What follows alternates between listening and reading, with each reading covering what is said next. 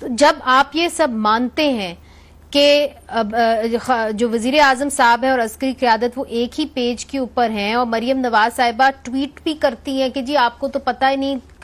कि मुल्क कौन चला रहा है, तो फिर आपका तोपों का रुख हमेशा वजीर आजम के ऊपर ही क्यों होता है? जब आपको ये समझ आ रहा है कि पूरा निजाम ही आपके खिलाफ है या स्टेट इस वक्त जो है आप समझते हैं कि आपके खिलाफ है, तो फिर तंकीद का निशाना सिर्फ खान साहब और उनकी हुकूमत और पीटीआई क्यों बनती? बात यह है कि मतलब बहुत सारे काम ऐसे हैं जो उन्हें करने नहीं दिए जाते। बहुत सारे काम ऐसे हैं जिन्हें उन्हें खुली छुट्टी दी हुई है, और उनमें से एक काम ये भी है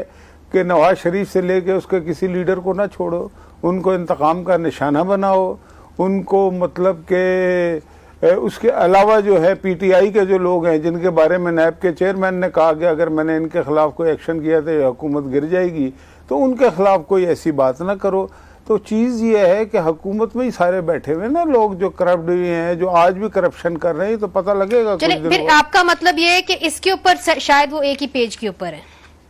जाहिर है जिस चीज़ से रोका नहीं जा रहा। मुझे आप एक बात बताएं कि ये जो कुछ हो रहा है, नवाज शरीफ के खिलाफ तो जो फैसला हुआ था उस जज ने आके कह दिया ना, बात तो फिर खत्म हो जाती है ना। उसके बाद भी अगर कोई हरकत में नहीं आ रहा तो इसका मतलब है एक ही पेज में। वरना जज को तो आपने सजा इस बात की दे दी कि तुम्हारी वीडियो क्यों आई और तुमने ये क्यों कहा है।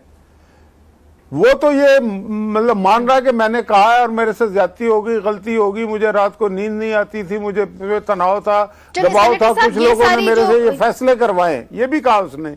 तो जब ये सब कुछ कह दिया तो और अब जो अदालतें हैं, ये मामला भी अदालत में गया हुआ है, सुप्रीम जुडिशल काउंसिल में गया हुआ है, तो वहां पे फैसला ये होगा। अगर हम सियासत की अगर बात